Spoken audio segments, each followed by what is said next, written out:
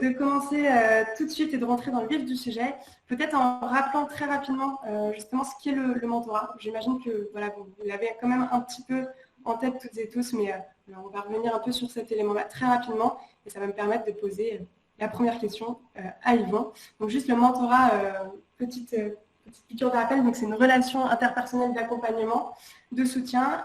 C'est une relation qui est bénévole et qui s'inscrit sur le moyen et le long terme, donc basée sur la durée, et qui s'appuie qui est basée aussi sur l'apprentissage mutuel, donc l'enrichissement mutuel, mentor-mentoré.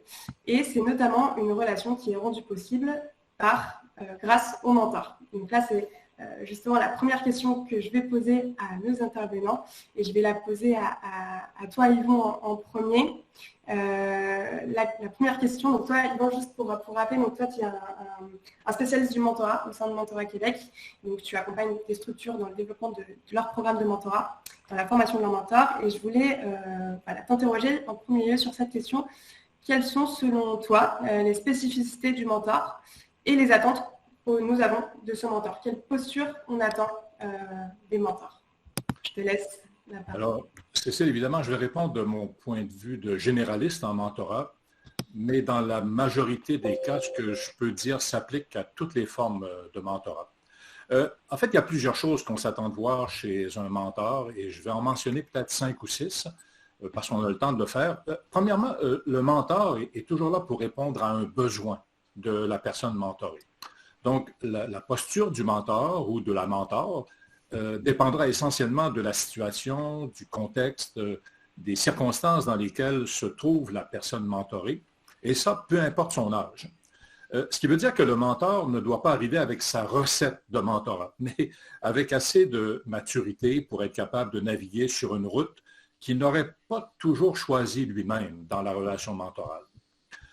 Deuxièmement, le bon mentor est une personne qui est nourrissante, qui va valoriser les efforts de l'autre, qui va même confirmer l'autre dans ce qu'il est et aussi dans ce qu'elle devient, cette personne-là, et qui ne va pas l'emprisonner dans ses jugements, ses exigences, ses propres besoins, aspirations ou ses propres désirs. Il va s'intéresser d'abord à la personnalité unique de l'autre. L'autre est une personne très différente. Et s'intéresser à ses centres d'intérêt, ses passions, ses rêves de vie aussi.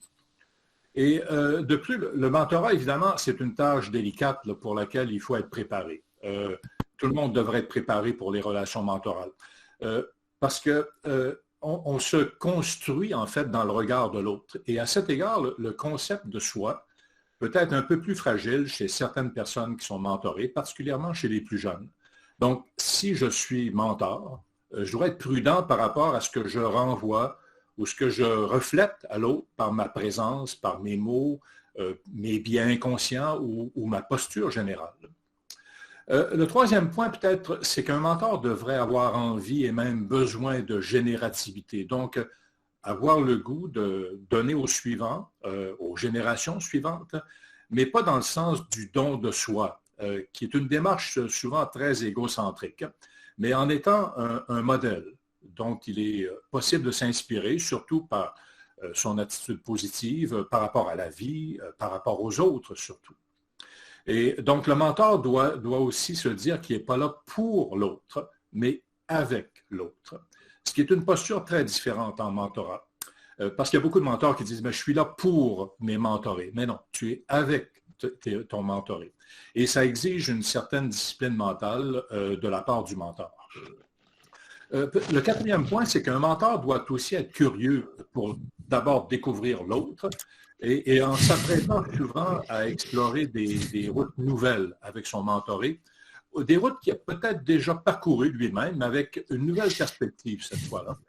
Et ça, en marchant avec lui ou avec elle, à ses côtés, en même temps, ce qui peut exercer ma patience comme mentor. Ainsi, c'est pour ça que le mentor ne doit jamais précéder son mentoré en faisant des choses à sa place, par exemple, ou en le poussant pour qu'il avance plus rapidement. Toutefois, le mentor doit aussi être assez visionnaire pour anticiper les obstacles sur la route qui y vont se présenter, comme par exemple un Sherpa va le faire sur la montagne, pas nécessairement pour enlever les obstacles devant l'alpiniste, mais pour lui montrer comment les contourner ou les surmonter. Mais en même temps, le mentor doit être honnête et dire les vraies choses. Il faut qu'il soit capable de donner du feedback, de la rétroaction, en jugeant pas, mais en signalant des éléments importants sur lesquels la personne mentorée pourrait se développer davantage. Et à cet égard, le mentor doit être intuitif pour comprendre ce qui n'est pas toujours dit dans le dialogue. Cinquièmement, faire du mentorat, ce n'est pas forcément un geste complètement désintéressé de la part des mentors en général. Et l'experte américaine en mentorat jeunesse, Jean Rhodes, l'a mentionné récemment dans un article. Par exemple, c'est toujours agréable, c'est même gratifiant de travailler avec un mentoré qui progresse sous nos yeux, à notre grande satisfaction, en fait, en pensant que c'est à cause de nous. Cependant, le but de la démarche mentorale ne devrait jamais être de créer un mini-moi ou un clone de soi avec la personne mentorée. C'est surtout tentant quand on a beaucoup d'affinités avec un mentoré ou qu'on pense qu'on possède la clé du succès dans la vie et que notre mentoré a bien compris ça. Finalement, mon dernier point, prendre la posture mentorale exige un travail continu sur soi, sur ses habiletés relationnelles, ses habiletés de communication. Je le mentionne en dernier lieu, mais ce sont sans doute les facteurs clés de la posture mentorale, c'est-à-dire que le dialogue mentoral est la clé de voûte de l'évolution de la relation et on va sans doute en parler un peu plus tard parce que je trouve que c'est absolument important dans la relation mentorale d'avoir ces dispositions-là au départ. Merci beaucoup Yvon pour déjà ce partage effectivement généraliste du mentorat. On note qu'il y a un certain nombre d'attentes aussi. Il y a cette adaptabilité que le mentor doit avoir pour son mentoré. Il y a le fait qu'il doit être justement bienveillant, qu'il ne porte pas de jugement, qu'il n'a pas d'a priori par rapport à son mentoré. Il y a cette posture aussi assez complexe qui est de ne pas se projeter aussi sur son mentoré et de lui donner des clés pour faire, mais pas de faire à sa place. Donc ça, c'est pas forcément évident aussi à faire quand on a une posture de mentor. Et je vais maintenant passer la parole à Pauline. Donc Pauline, par rapport à sport dans la ville, quelles sont justement les spécificités justement du mentorat et du mentor et quelles sont les attentes qu'on a du mentor? Alors en tout cas, chez Sport dans la ville, le mentorat, c'est vraiment un levier spécifique pour rétablir l'égalité des chances.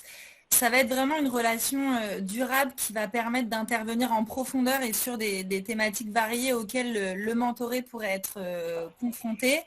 C'est un moyen de développement et d'apprentissage qui est basé sur une relation entre deux personnes, une relation qui est volontaire, dans laquelle une personne expérimentée va pouvoir investir son expertise et ses compétences pour une autre personne.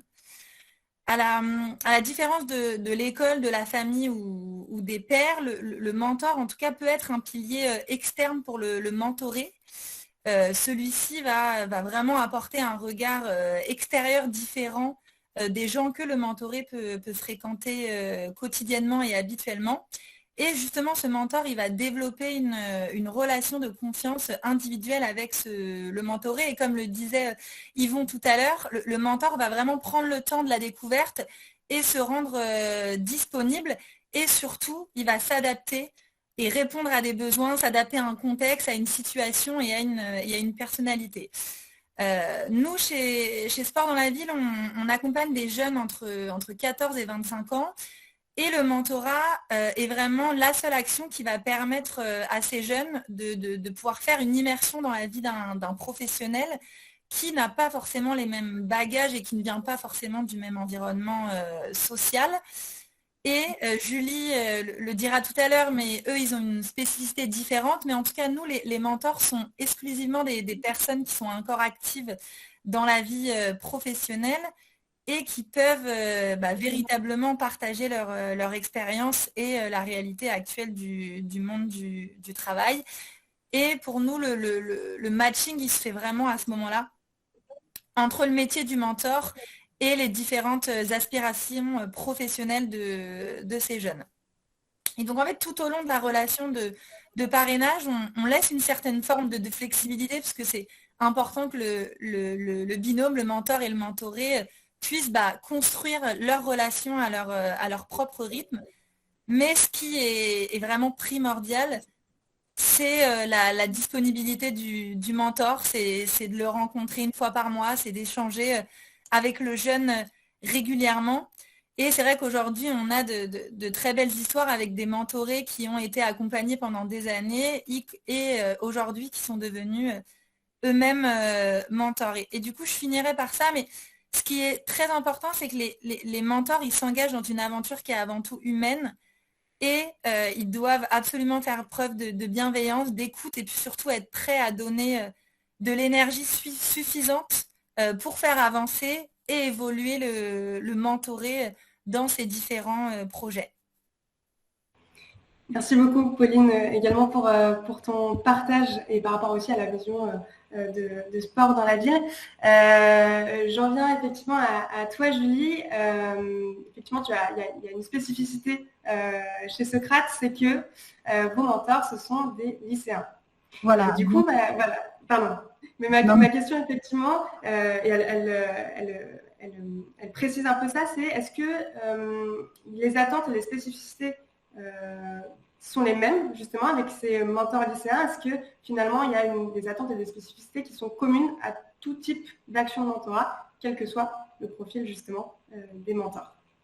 Je crois qu'il n'y a pas de différence sur nos attentes, mais qu'il y a une différence dans le calendrier et la découverte que chaque mentor fait de sa capacité à accompagner et à recevoir de son mentoré.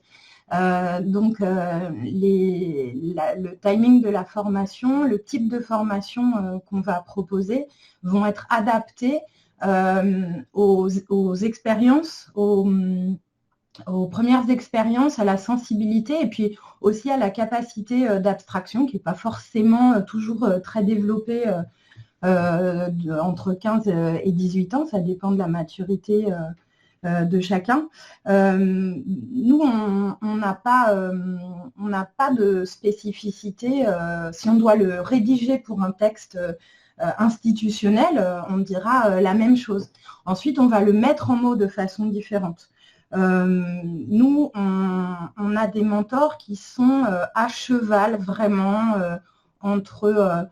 ils ont le statut d'élève, mais ils ont aussi le statut, ça se fait beaucoup en France et sans doute pas que en France, le lycée a en ce moment un rôle hybride entre des attentes qui sont celles d'un élève avec une posture d'élève et une recherche d'autonomie. Et c'est tout le travail, l'enjeu du lycée français, notamment, de porter vers l'autonomie. Et dans cette autonomie, dans cette recherche d'autonomie, on propose dès 15 ans aux lycéens d'être mentors. Donc, on va leur proposer la même chose, mais on va le faire à un rythme qui va peut-être d'abord reposer sur ce que le lycéen sait faire et sait déjà qu'il sait faire, à savoir accompagner sur un modèle scolaire, puisque Pauline, tu parlais tout à l'heure d'actifs spécifiques dans leur métier. Moi, je dis aux lycéens, vous êtes des spécialistes du métier d'élève. Quand vous entrez en seconde, vous avez 11 ans d'expérience. Vous imaginez 11 ans d'expérience dans un métier? Ça fait beaucoup. Donc, les revaloriser là-dessus. Moi, ce qui m'importe très particulièrement, c'est que la démarche des lycéens soit libre. C'est que même si elle est encouragée par leurs professeurs, par leur famille, elle doit être libre. Ça doit être un choix de devenir mentor. Ensuite, on leur demande, et ce n'est pas forcément facile, d'autant plus entre 15 et 18 ans, de se projeter, pas forcément dans ce que va être la relation, mais dans le fait qu'ils vont accompagner quelqu'un, qu'ils peuvent se désengager, ça reste du bénévolat, mais que le but est de commencer en se disant qu'ils iront jusqu'au bout de l'année scolaire. Ensuite, on va faire très attention dès le début à leur distiller ce que veut dire posture. posture pour quelqu'un qui a un peu bougé, qui manie des concepts. Ça peut rentrer doucement dans les pratiques, mais on va l'illustrer avec les lycéens, on va leur expliquer qu'ils ne sont pas les mêmes quand ils sont en cours, quand ils sont au lycée, mais dans la cour de récré, quand ils sont chez eux et quand ils sont entre leurs amis. C'est comme si c'était un jeu de rôle et ils vont apprendre à manier tous ces rôles qu'ils connaissent déjà pour définir le mentor qu'ils vont être, mais qui ne sera ni tout à fait l'un ni tout à fait l'autre. Ça, c'est les premiers attendus. Je remets mon micro. Merci beaucoup, Julie. Et merci déjà à vos premiers retours à tous les trois. On se rend compte effectivement donc, que les spécificités et les attendus sont communs à toutes les actions, mais qu'il y a en fait un accompagnement qui va peut-être être différent, un accompagnement d'une structure ou en tout cas d'une association aussi de mentorat qui pourra être différent en fonction des profils.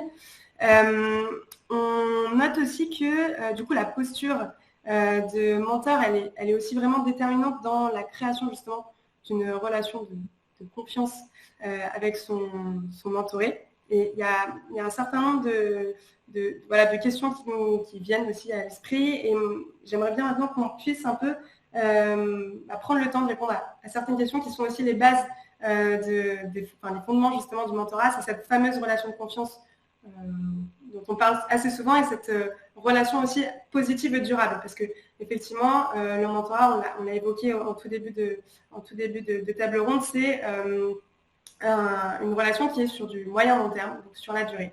Donc comment on fait effectivement pour construire une relation positive, durable et de confiance quand on est mentor, et quel accompagnement, et ça je pense que ça peut être intéressant aussi qu'on revienne dessus, c'est qu'est-ce qu'on propose aussi à nos mentors comme accompagnement pour qu'ils soient outillés au mieux et qu'ils puissent accompagner au mieux leur mentoré. Si ça vous va, je vous propose de commencer à répondre à cette première question qui est quels sont les ingrédients de la construction d'une relation de confiance. Je vais commencer par toi, Pauline, si tu es partante. Et quels sont, chez Sport de la Ville, les ingrédients pour construire une relation de confiance? Et après, n'hésitez pas, effectivement, Yvon et Julie, à compléter, à renchérir, en fonction de vos expériences respectives. Alors, chez Sport dans la ville, et je pense dans toutes les associations qui mettent en place un programme de mentorat, la création du lien de confiance, c'est vraiment l'une des clés pour la réussite du parrainage. En tout cas, nous, ce lien de confiance, il débute et il est instauré dès le premier rendez-vous. Ça va être vraiment un moment d'échange au cours duquel le mentor, il va pouvoir aborder avec son mentoré et le responsable insertion qui l'accompagne, ses attentes et celles du jeune. Ce qui va être vraiment important, ça va être de pouvoir briser la glace et de pouvoir apprendre à se connaître. En général, c'est souvent le mentor qui va prendre la parole et qui va raconter qui il est. Nous, on va l'inviter à parler de lui, de son histoire, de ses victoires et même aussi de ses échecs. Et cela va vraiment permettre au mentoré, à son tour, lui, de pouvoir se dévoiler. Et puis, c'est à ce moment-là qu'on va se rendre compte des points communs ou des différences entre le mentor et le mentoré. Ce qui peut aussi faire la différence, nous, on propose aussi au mentor de tutoyer le mentoré afin que cette personne soit vraiment le plus à l'aise possible et puis de valider aussi avec lui les moyens de communication qu'on souhaite utiliser. On sait que nous, on travaille sur un public qui est plutôt réseaux sociaux, WhatsApp, Snapchat, etc., Instagram. L'idée, c'est que vraiment, chacun se sente à l'aise dans la façon de communiquer. Et c'est vrai que cette relation de parrainage, au début, elle peut se faire lentement. Mais on dit toujours au mentor qu'il est nécessaire de persister sans toutefois insister. L'idée, c'est pas justement de forcer le jeune ou le mentoré à être actif dans cette relation de parrainage. Mais c'est vrai que les mentorés, au début, ils peuvent être assez réservés. C'est vrai qu'ils sont jeunes. Ils vont avoir besoin vraiment d'apprendre à connaître les mentors afin d'être tout à fait à l'aise. Et il faut laisser, je pense, plusieurs rencontres afin que la confiance s'installe. Et je pense aussi ce qu'il ne faut pas oublier, c'est que la relation, c'est un appui pour le mentoré. Et c'est pour cette raison qu'en fait, la recherche d'efficacité de résultats n'est pas forcément adaptée tout de suite.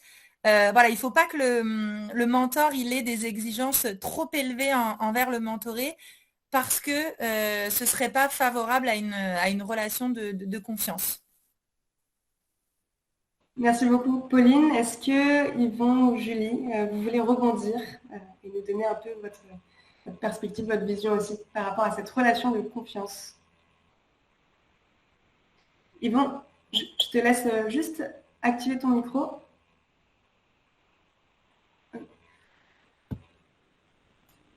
OK, d'accord.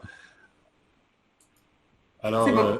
un peu comme Pauline vient de le dire, le début de la relation est toujours très important. En fait, c'est vrai dans presque toutes les relations mentorales. L'amorce de la relation mentorale, c'est la partie où les deux partenaires ont le plus de difficultés à comprendre ce qu'ils vont accomplir ensemble.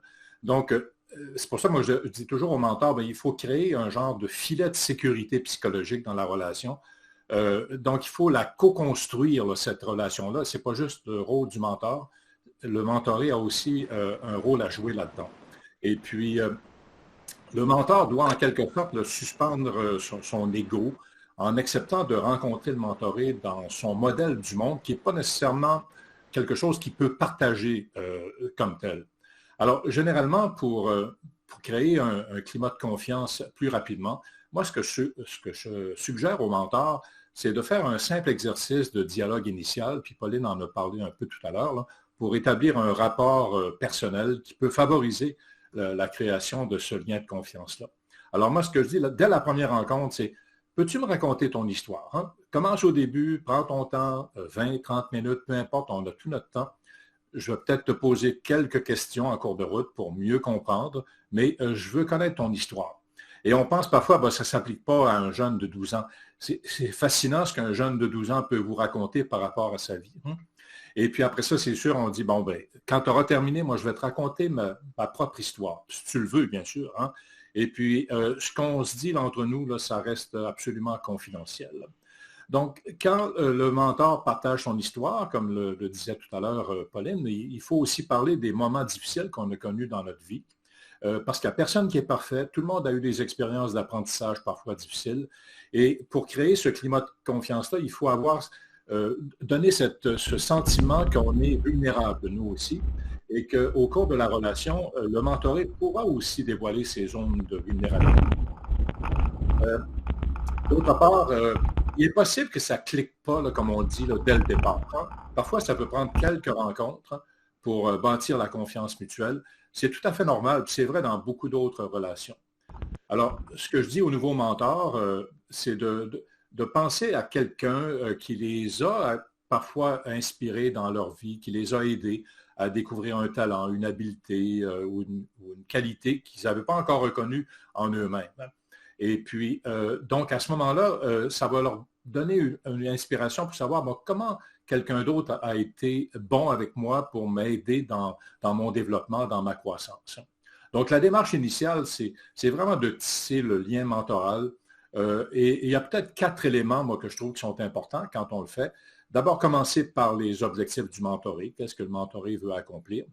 Il doit aussi y avoir un engagement envers la relation de part et d'autre. Hein. Si on n'a pas cet engagement-là des deux partenaires, ça va être difficile de créer une relation de confiance. Il faut prévoir aussi la logistique. Hein. Ça, c'est un élément dont on ne parle pas souvent, mais il faut qu'il y ait, à travers l'engagement dans la relation, des rencontres qui soient prévues. Donc, se préparer, peut-être même envoyer un courriel ou un texto pour dire de quoi on veut parler lors de la rencontre qui va suivre. Hein. Et bien sûr, le respect. Donc, accepter que le monde de l'autre ne soit pas le même que celui qu'on aurait ou qu'on voudrait avoir pour notre mentoré. Merci beaucoup, Yvon. Julie, je te laisse enchaîner si tu le veux. Oui, ouais, c'est bon pour toi? Super. J'enchaîne. Pour compléter avec les spécificités que connaît Socrate, à savoir des jeunes de 15 à 18 qui accompagnent des jeunes de 7 à 14, les bases de la confiance, elles vont se faire en ayant un contrat clair, pas forcément compris par tout le monde dès le début, mais qui a été dit. Ça fait partie sur chaque lien, relation, que ce soit dans le travail, dans la famille, entre amis. Alors, on ne l'évoque pas forcément aussi clairement sur un papier ou en mini-conférence que pendant les réunions de préparation au mentorat, mais les choses sont dites. Tu t'engages pour un mentorat qui se terminera à la fin de l'année scolaire ou se continuera 1 an ou plus, mais au moins jusqu'à l'année scolaire. Tu t'engages à être là 1 fois par semaine, sauf pendant les vacances scolaires. Tu t'engages à essayer de participer à nos sorties collectives, etc., etc. Tu peux ne pas y parvenir, mais il faut que tu nous préviennes et il faut que nous, on puisse transmettre le message à ton jeune. Si tu es absent, il faudra que tu présentes tes excuses et que tu rappelles pourquoi tu as été absent, etc., etc. C'est-à-dire le cadre, et on a tous besoin de cadre. Donc ça, ce sont des choses qui sont d'autant plus nécessaires parce que pas forcément formulées comme ça dès 15 ans. Ça dépend des cultures familiales ou des cultures scolaires, mais on le rappelle à tous. Ensuite, pour la confiance, on va commencer, alors peut-être dans le désordre pour d'autres formes de mentorat, mais on ne va pas forcément forcer ni les lycéens ni les jeunes à parler d'eux-mêmes, parce que l'exercice est difficile et parce que il faut une certaine maturité pour savoir ce que c'est que de parler de soi. Donc, si ça arrive, on a les outils d'animation pour encourager les uns et les autres, pour cadrer cette interconnaissance. Si ça n'arrive pas, la confiance, elle va se fonder sur le premier stress et la première demande du mentoré. Et souvent, dans le cadre de nos accompagnements, le premier stress, l'exemple type, c'est « il faut que j'apprenne ma poésie ». Donc, peut-être que la première heure, ça ne va pas durer toute 1 heure, mais peut-être que les premières 20 minutes de rencontre, ils ne se connaîtront pas beaucoup. Ils connaîtront leur prénom, leur classe, s'il y a des frères et des sœurs, où ils habitent dans le quartier. Mais on aura révisé la poésie et on aura souri et on aura fait quelque chose. Et c'est sur cette promesse de lever un stress qu'ensuite, soit dans les 20 prochaines minutes, soit la semaine prochaine, qu'on va au fur et à mesure approfondir cette relation de mentorat. Il y en a qui ne vont pas du tout travailler ni culture scolaire, ni utiliser nos outils. La première heure, ça va parler dans tous les sens, on laisse faire. C'est leur façon d'apprendre à avoir confiance l'un dans l'autre. Et il y en a, les uns et les autres ne vont pas s'ouvrir avant 2-3 mois, mais ils auront leur routine. Et respecter la routine qui s'établit entre 2 jeunes, c'est aussi comme ça qu'on fabrique la confiance. Ce qui n'empêche pas de former en parallèle les mentors pour enrichir et qu'ils aient une vision peut-être plus moins fondée sur les exemples de ce qu'ils auront vécu, mais pour mettre en mots et pour enrichir l'auto-réflexion de ce qu'ils sont en train de faire. Voilà. Mais c'est bon. Est-ce que je peux poser une question à Julie? Quelle est la différence d'âge entre les mentors et les mentorés? Alors, quelquefois, c'est entre 7 et 18 ans. Et puis, d'autres fois, c'est entre 14 et 15. Voilà. Ça dépend des... c'est toujours fait en lien avec ce que souhaitent les écoles ou les collèges. Est-ce que les collèges ou les écoles veulent une grande différence d'âge? Nous, on leur dit que ce n'est pas forcément nécessaire, que ça peut très bien fonctionner avec 1 an d'écart. Et puis, ça dépend aussi du ressenti des mentors.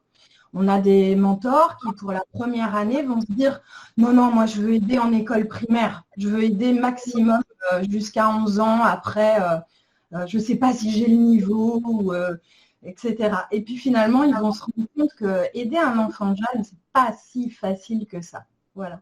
Et l'année suivante, ils vont dire, tu ne pourrais pas me trouver un collégien. Donc, ce sont des jeunes qui fonctionnent normalement dans la vie, qui n'ont pas nécessairement de grandes difficultés au niveau social ou comportemental. Si, les enfants qu'on accompagne sont tous repérés par des prescripteurs qui les repèrent pour plein de raisons. Je suis sûre qu'on aura l'occasion d'en parler à d'autres moments, mais pour différentes raisons, mais ils les ont repérés comme ayant besoin d'un complément individualisé. Merci Julie.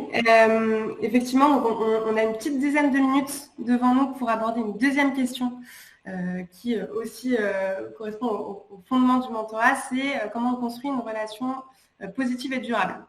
Et donc pour ça, alors on a noté effectivement par rapport à toutes vos interventions que la relation mentorale se construit, et notamment de confiance, elle se construit en fait au fur et à mesure, qu'elle démarre pas comme ça en un claquement de doigts.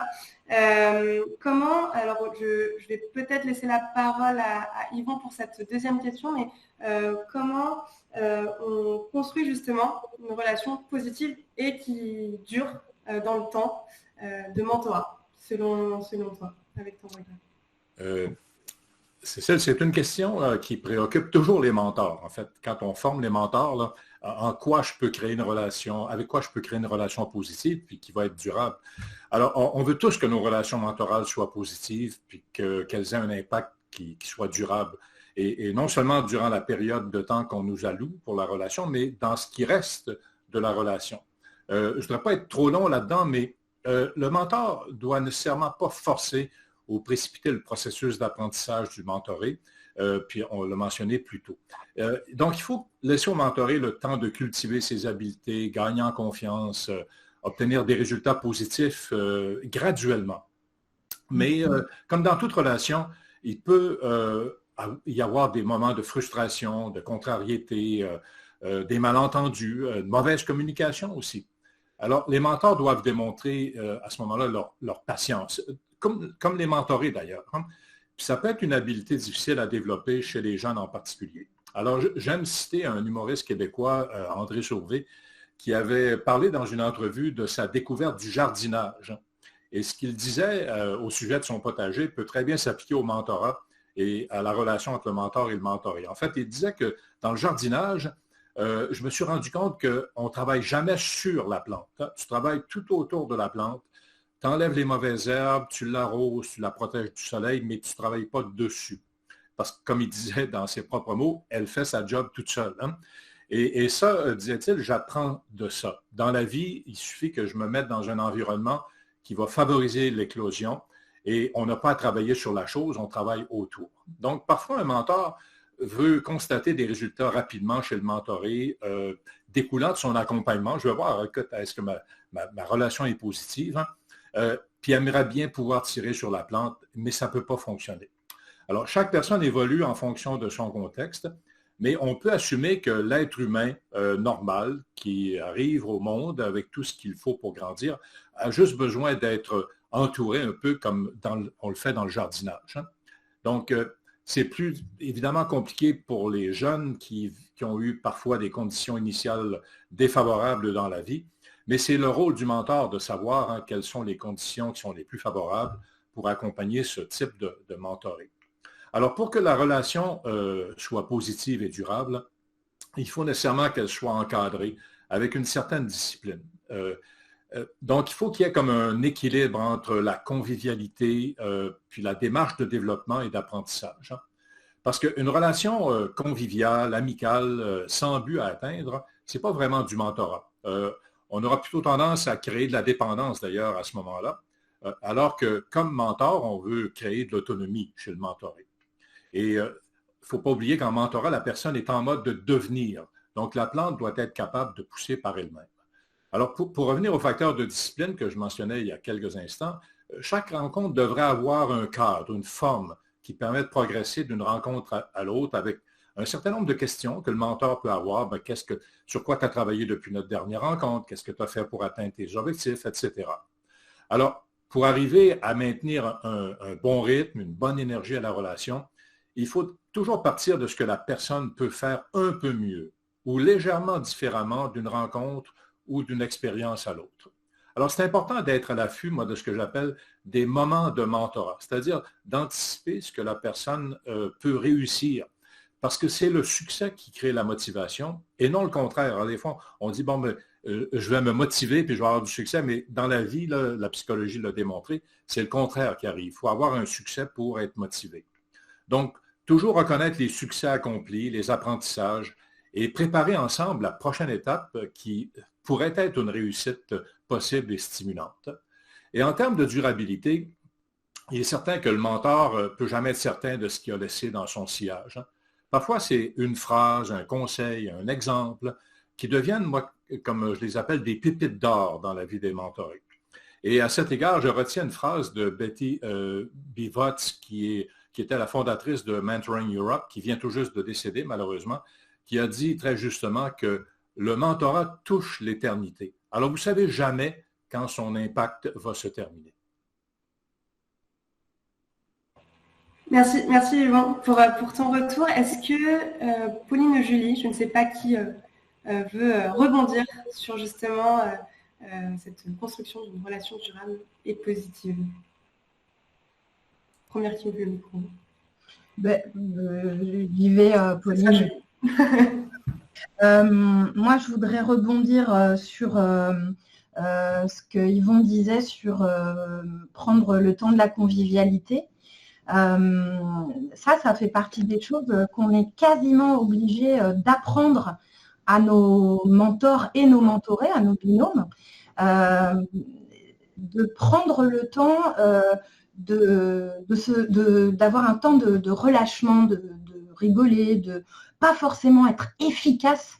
On n'est pas dans une recherche d'efficacité. Il y a un objectif qui pour nous est lever les stress liés aux apprentissages et faciliter le lien entre les parents et l'école. Ce n'est pas les lycéens qui s'en chargent, hein, c'est nous, c'est l'association. Mais notre but, c'est que l'enfant se sente plus en confiance et plus dans sa curiosité d'apprentissage. Donc ça, c'est le but général. Mais c'est pas forcément par un travail et ce que les enfants assimilent au travail scolaire qu'on y parvient forcément. Et donc, prendre des détours, que ce soit par l'activité ludique, par la discussion, par des échanges sur la vision du monde, sur l'interconnaissance, la différence ou les ressemblances culturelles, familiales entre les binômes. C'est par cette convivialité et à stopper la recherche de productivité et d'efficacité qu'on peut aussi y parvenir et que chacun va trouver son compte et son rythme. Donc le temps de la détente qui s'apprend aussi. Je pense que la stabilité dans le binôme, elle va aussi passer par des temps entre mentors pour parler de ce qu'ils ressentent, de donner des exemples, se donner des conseils mutuellement et avoir l'occasion de dire soit individuellement, soit collectivement, que pour eux aussi, quelquefois, c'est un peu dur ou qu'il y a de la démotivation. On parlait tout à l'heure en plénière de janvier, c'est le mois où c'est un peu compliqué. Moi, ça m'a beaucoup parlé parce qu'en janvier, les lycéens voient leurs examens potentiellement arriver, les premiers bulletins de notes qui sont arrivés en décembre, ça stresse un petit peu.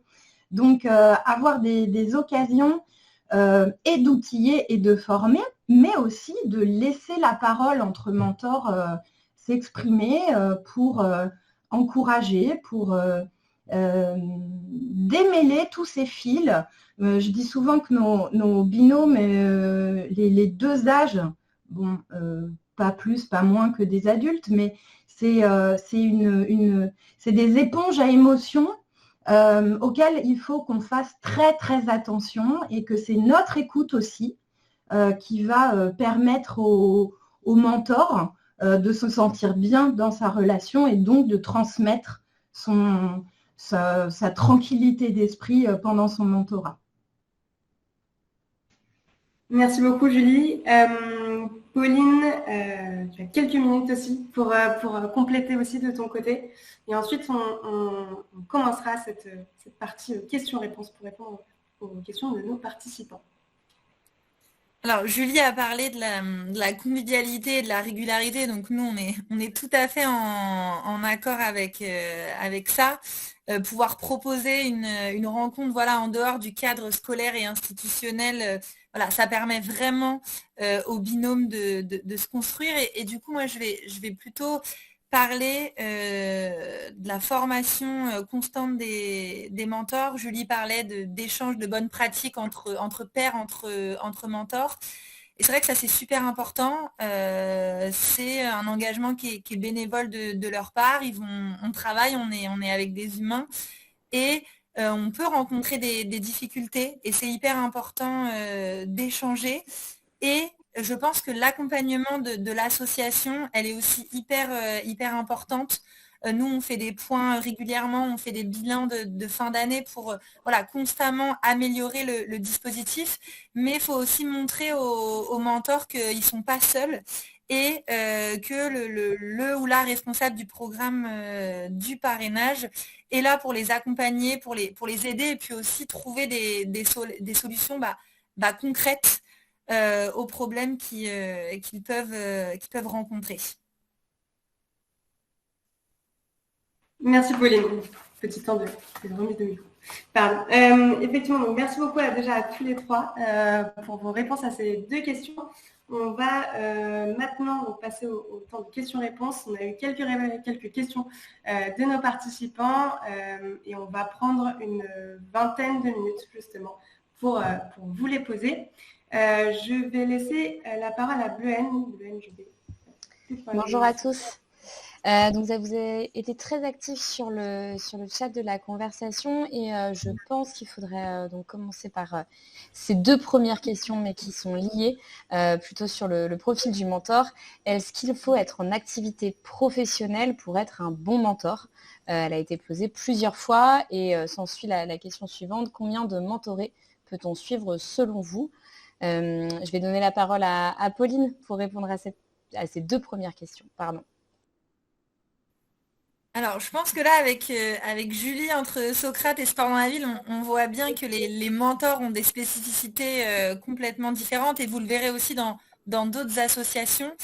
Il y a aussi des mentors qui sont retraités. Donc ça, c'est vraiment chaque association qui ont des profils différents.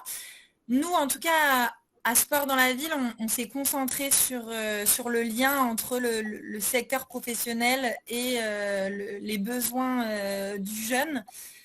Mais ce qui va être, je pense, hyper intéressant, c'est de construire une relation qui va être à deux. Donc nous, c'est pour ça que le parrain ou le mentor, on l'incite à accompagner un jeune pour que vraiment la relation se construise dans la durée. C'est vrai que ça prend du temps, le parrainage. Des fois, on a l'impression, une fois par mois ou une fois par semaine, c'est rien. Mais en fait, en fonction de nos vies pro et de nos vies personnelles, ça reste un engagement très, très fort. C'est engageant, ça prend de l'énergie. Donc, si on arrive déjà à accompagner un jeune, un étudiant ou un enfant, je pense que déjà, c'est déjà très, très bien. Est-ce que Julie, tu veux compléter peut-être ? Moi, je suis tout à fait d'accord pour dire que une relation de mentor à mentoré, la question n'est pas de l'exclusivité, mais la question est de la durée. Je préfère imaginer qu'un mentor, donc quel que soit son statut, on peut être en recherche d'emploi et avoir plein de choses à transmettre.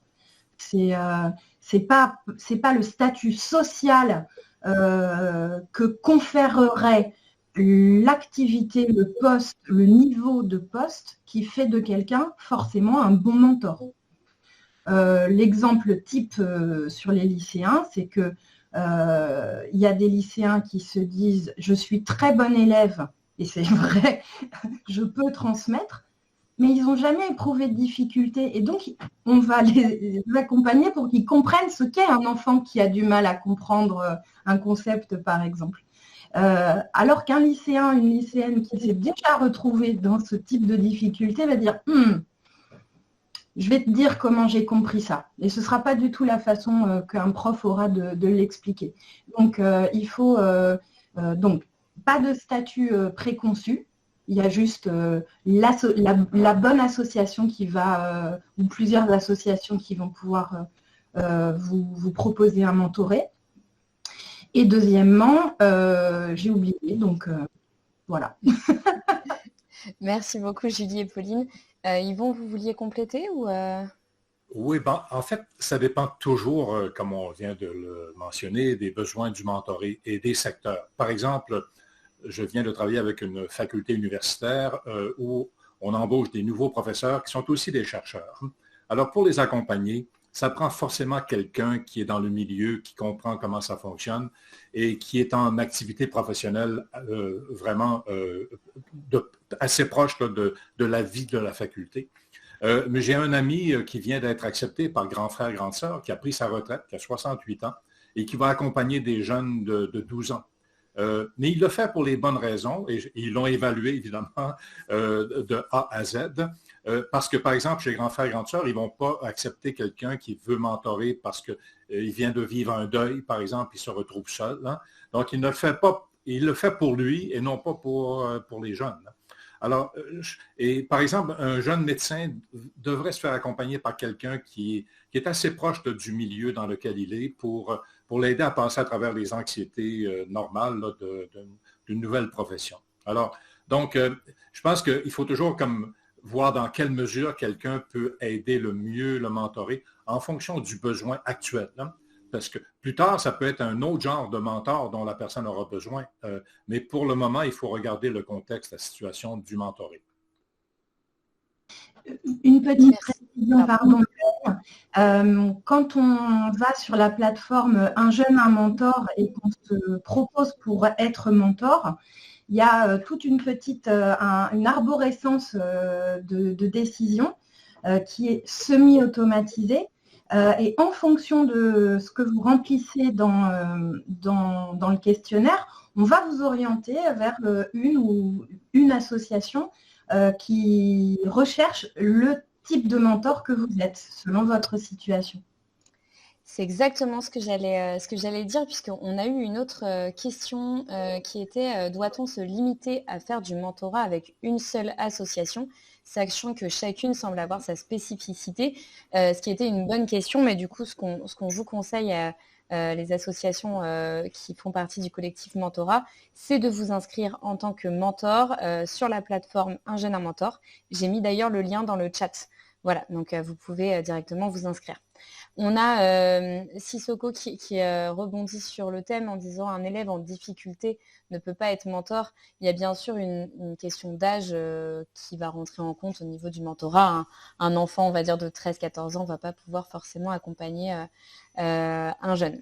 N'hésitez pas, en tout cas, si les questions, si on n'a pas assez répondu à la question, si vous voulez des précisions, à le noter dans le chat.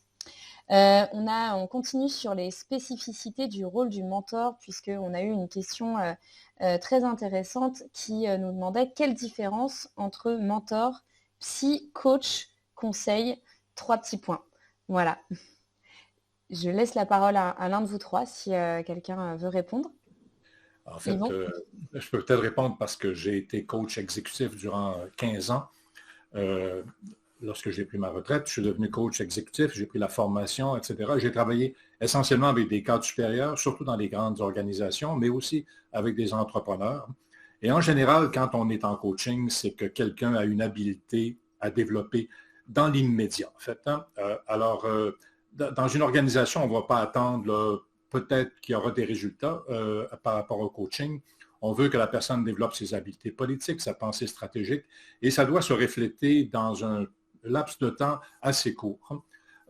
Donc, le coach a une responsabilité, mais il a été formé, il a été préparé pour ça et il va suivre un processus. Tandis que c'est sûr qu'il y aura une relation entre les deux personnes qui va s'établir, mais il y a des objectifs qui seront mesurés au bout d'un certain temps. En mentorat, on ne donne pas cette responsabilité-là au mentor de livrer des résultats. Il faut laisser vivre la relation. Et ce qui nous importe, c'est la qualité de la relation. Si la relation est vraiment de qualité, possiblement qu'il y aura des résultats. Et puis, on parlait tout à l'heure de convivialité. C'est sûr qu'il y a des objectifs qu'on veut atteindre, mais le mentor ne sera pas mesuré à la fin de la relation pour savoir, est-ce que vraiment le mentoré a appris quelque chose ou a développé telle compétence. Le mentoré va prendre ce qui lui convient et va continuer à vivre sa vie. Et le mentor va continuer à vivre la sienne. Alors, c'est les deux grandes différences là, que je vois, moi, en fait, pour l'expliquer, entre le coaching et le mentorat. C'est sûr que le conseil, vous arrivez en conseil avec une solution à proposer pour un client qui a un problème. Ça peut être le counseling aussi, on essaie de guérir quelque chose.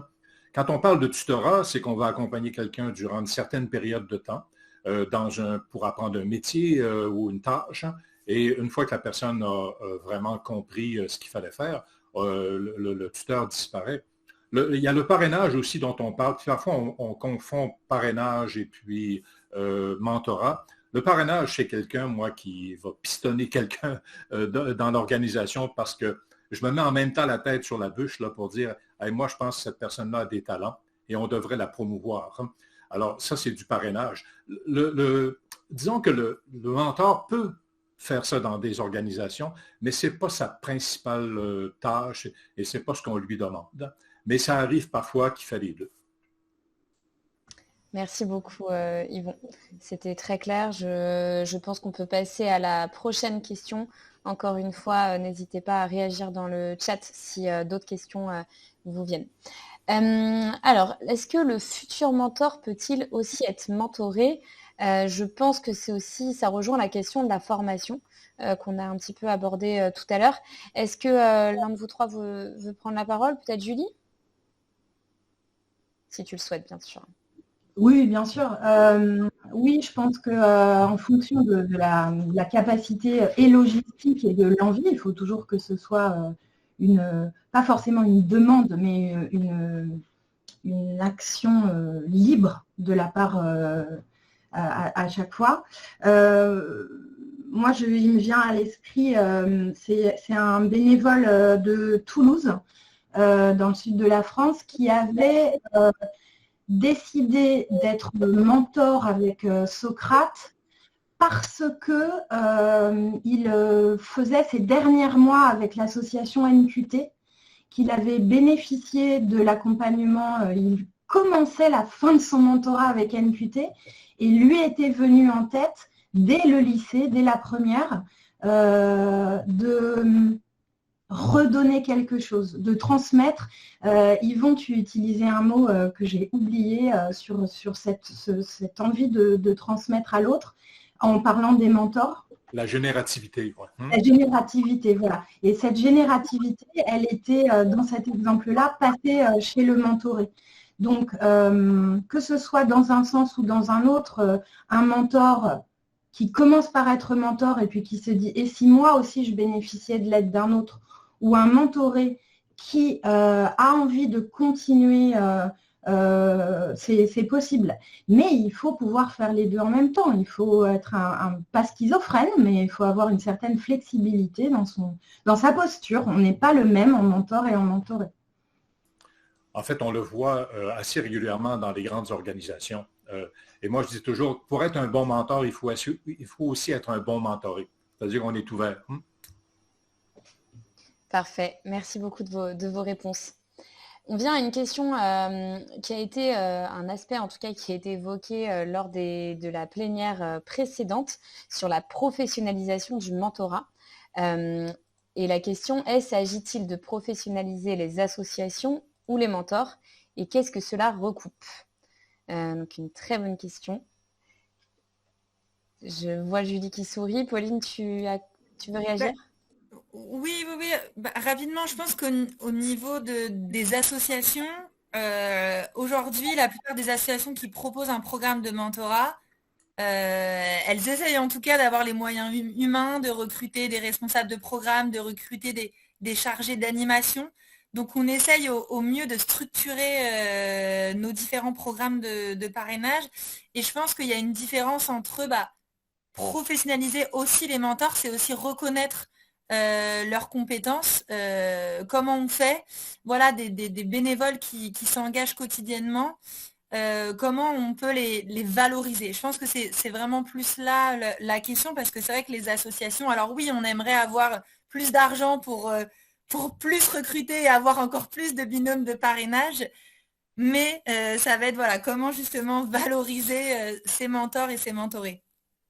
C'est vrai ce que tu dis, Pauline, c'est que la plupart des associations aujourd'hui ont des salariés et ont professionnalisé le mentorat. Julie, tu souhaitais réagir? Oui, dire que et ce qu'on voit dans l'écosystème en connaissant au fur et à mesure mieux toutes les associations par l'intermédiaire du collectif mentorat, c'est qu'il y a beaucoup d'associations en nombre, pas forcément en nombre de bénévoles ou en nombre de binômes, mais qui fonctionnent avec le bénévolat aussi des chargés de suivi d'action. Ça représente énormément de personnes. Je pense à Entraide scolaire amicale, par exemple, l'ESA, qui a un très fort réseau de bénévoles éminemment impliqués et qui sont des chargés de programme bénévoles. Donc, la professionnalisation, oui, parce qu'il y a beaucoup de salariés dont c'est le métier. Alors, une petite précision, nous, on n'a pas assisté à la dernière table ronde parce qu'on était déjà là en train de papoter.